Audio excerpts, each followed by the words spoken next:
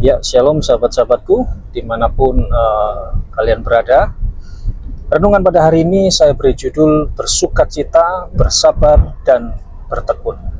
Kita lihat di dalam Roma 12 ayat 12. Roma 12 ayat 12 berkata apa? Bersukacitalah dalam pengharapan, sabarlah dalam kesesakan, dan bertekunlah dalam doa. Amin.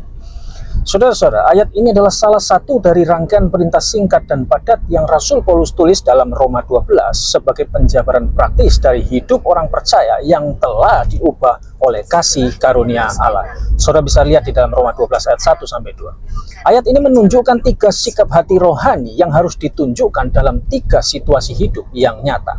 Nah, oke, sekarang mari kita bahas bagian demi bagian ya. Yang pertama, bersukacitalah dalam pengharapan. Nah, saudara-saudara, kata pengharapan di sini itu menunjuk pada pengharapan akan janji-janji Allah, khususnya pengharapan akan keselamatan akhir dan pemulihan yang sempurna di dalam Kristus. Kemudian kata sukacita. Nah, kata sukacita dalam konteks ini bukan sekedar emosi senang karena keadaan baik, tetapi sikap hati yang bersumber dari kepastian akan masa depan yang Allah janjikan. Artinya apa?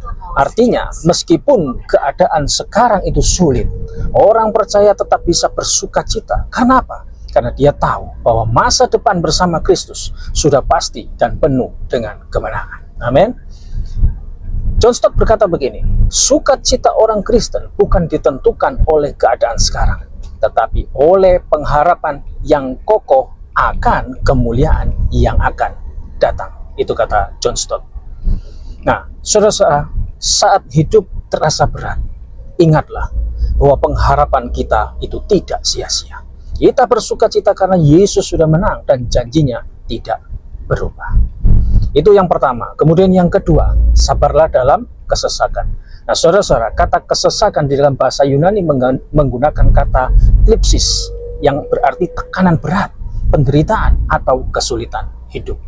Kemudian kata sabar dalam kata bahasa Yunani menggunakan hipomeno. Artinya apa? Artinya bertahan di bawah beban tanpa menyerah. Ini bukan pasif, melainkan ketekunan aktif. Artinya tidak menyerah meski sakit. Saudara-saudara, orang Kristen dipanggil untuk tidak lari dari penderitaan, tetapi menghadapinya dengan ketabahan. Percaya bahwa Allah hadir di tengah kesesakan itu. Amin. Charles Haddon Spurgeon menulis begini, kesabaran bukan berarti duduk pasif dalam penderitaan, tetapi kekuatan iman yang bertahan di tengah badai karena tahu bahwa Allah bekerja di dalamnya.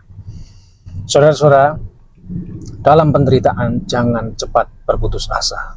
Bersabarlah, karena Tuhan sedang membentuk karakter kita dan menyertai langkah kita. Amin. Itu yang kedua. Sekarang yang ketiga, bertekunlah dalam doa.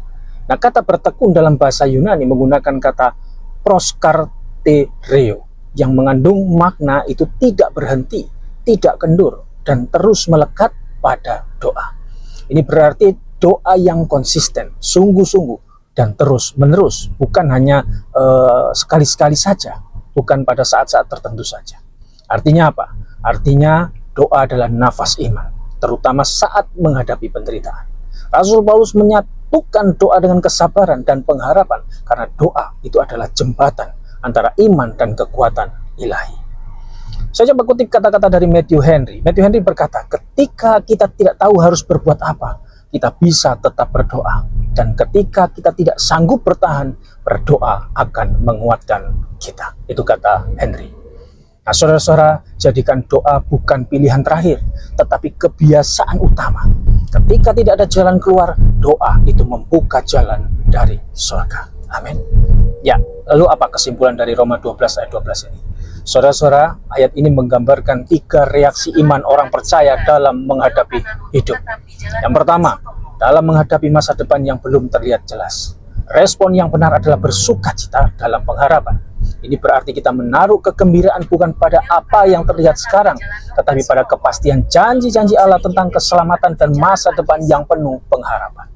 Yang kedua, saat berada dalam masa kini yang penuh penderitaan atau tekanan, respon yang dikehendaki Tuhan adalah kita bersabar dalam kesesakan. Artinya, Kita dipanggil untuk tetap bertahan dan tidak menyerah walaupun hidup terasa berat, karena kita tahu bahwa Tuhan sedang bekerja melalui setiap penderitaan.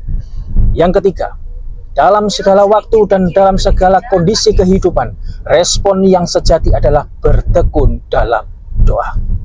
Ketekunan ini mencerminkan sikap hati yang bergantung sepenuhnya kepada Tuhan, mencari kekuatan, penghiburan, dan pimpinannya setiap saat. Saudara-saudara, ketika sikap ini, sukacita dalam pengharapan, kesabaran dalam penderitaan, dan ketekunan dalam doa merupakan reaksi iman yang saling berkaitan. Inilah cara orang percaya menunjukkan kehidupan yang telah diubahkan oleh Injil. Jika salah satunya hilang, maka kekuatan hidup rohani akan mudah goyah. Ketiganya itu saling terhubung. Tanpa pengharapan, kita mudah menyerah. Tanpa kesabaran, kita mudah putus asa. Tanpa doa, kita kehilangan kekuatan untuk bertahan. Untuk itu, latihlah diri saudara untuk bersukacita bukan karena keadaan, tetapi karena janji Tuhan. Saat ada tekanan hidup, jangan lari. Tetaplah sabar dan percaya bahwa Tuhan tidak meninggalkanmu. Bangunlah disiplin doa setiap hari. Jangan hanya berdoa saat-saat krisis saja, tapi teruslah membangun hubungan dengan Allah. Amin. Haleluya. Amin. Kiranya firman Tuhan atau pengajaran pada hari ini dapat dipahami, memberi pencerahan, menambah pengetahuan, jadi sumber kekuatan dan penghiburan bagi kita semua yang percaya. Soli Deo Gloria. Tuhan Yesus memberkati. Shalom.